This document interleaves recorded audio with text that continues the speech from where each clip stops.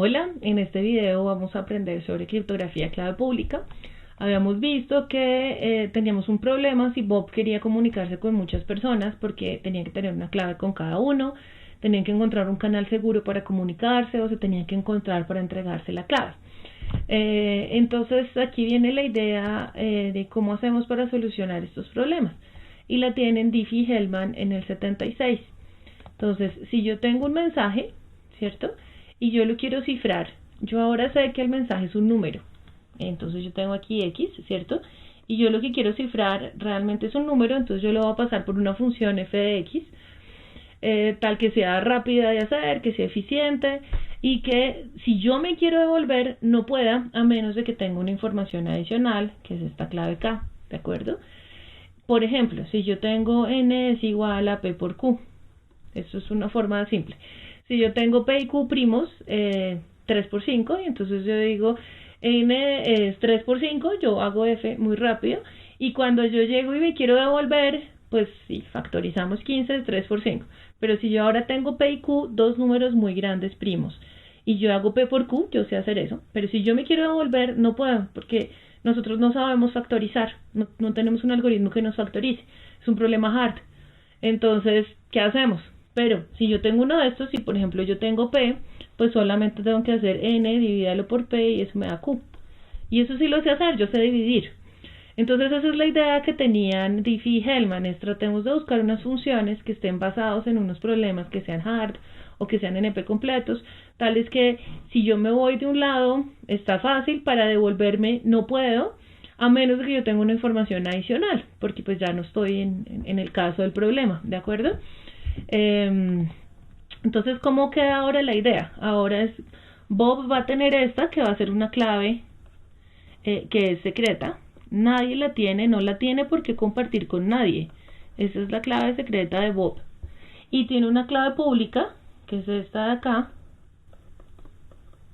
que es la clave secreta, la clave pública de Bob. Y es pública. Todo el mundo la tiene, entre ellas Alice, ¿de acuerdo? Pero si Charlie se quiere comunicar con Bob, también puede utilizando esta clave pública. Entonces, ¿qué vamos a hacer con la clave pública? La vamos a meter en el cifrado con el mensaje, vamos a tener un texto cifrado igual que antes, pero la diferencia es que Bob ya no va a descifrar utilizando la misma clave pública, sino que va a descifrar utilizando la misma clave secreta, ¿de acuerdo? Ese es el principal diferenciador. Entonces me resuelven los problemas, porque yo ya no tengo la clave pública, yo ya no tengo que encontrarme con Alice para entregarme la clave. Si yo tengo 1.000.000 de amigos, el 1.000.000 de amigos puede utilizar la clave pública, entonces ahí está perfecto, pero no tenía ningún ejemplo.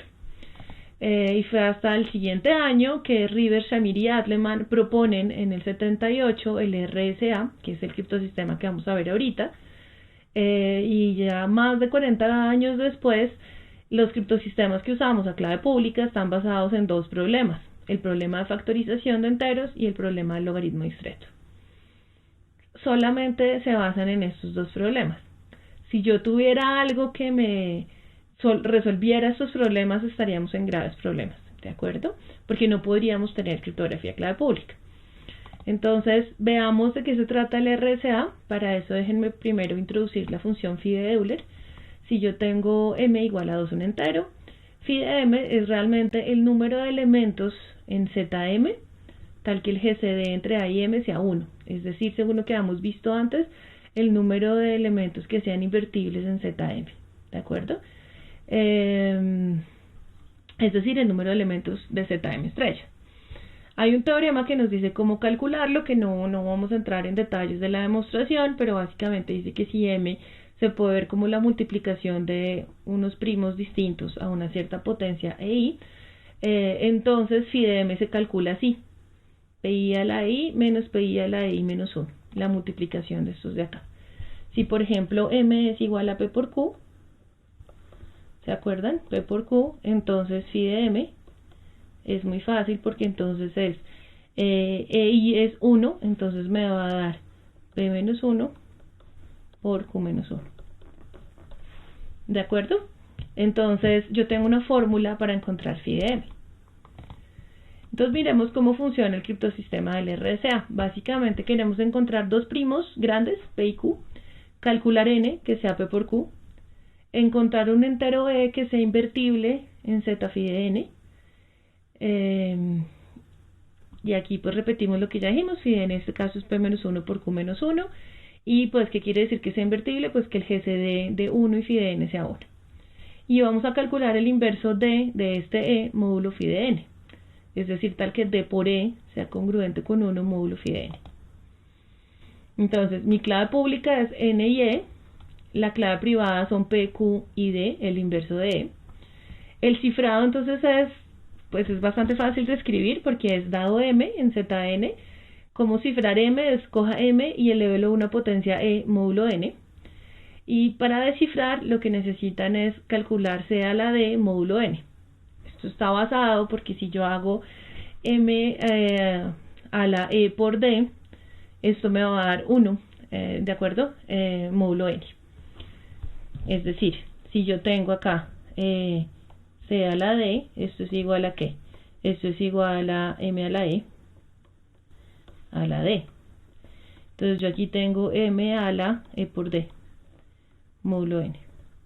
Pero yo sé que E por D es congruente con 1 módulo phi de n. Y pues por las propiedades de phi de n, entonces yo sé que si aquí esto es 1, módulo phi de n, esto de acá es m, módulo n. Entonces es perfecto porque yo ya recuperé mi mensaje m, ¿de acuerdo? Necesitamos ciertos valores de E para no usar ciertos valores de E. Necesitamos mantener P y Q seguros, secretos, porque si yo no mantengo P y Q secretos, yo voy a ser capaz de recuperar phi de n, y si recupero phi de n, entonces puedo encontrar D, que es mi clave secreta. No vamos a entrar mucho en los detalles de la seguridad. El RSA además, digamos que en práctica se utiliza con curvas elípticas. Tampoco vamos a entrar en esos detalles, pero pues ya conocen un ejemplo de cifrado a clave pública, que además fue el primer ejemplo y que es bien interesante. Con esto terminamos entonces esta introducción a la criptografía moderna, pero la criptografía no es solamente crear criptosistemas. Ya tenemos a clave simétrica, ¿cierto? A clave secreta y a clave pública, que son como, ¿cierto? Ya tenemos estas dos grandes familias, pero entonces ahora lo que nos interesa es ¿qué más podemos hacer? Nos interesa hacer firmas electrónicas, nos interesa compartir secretos, votos electrónicos, blockchain. Entonces eso es lo que vamos a ver en la siguiente parte del curso, que es lo que nosotros llamamos las primitivas criptográficas. Entonces los espero en el próximo video.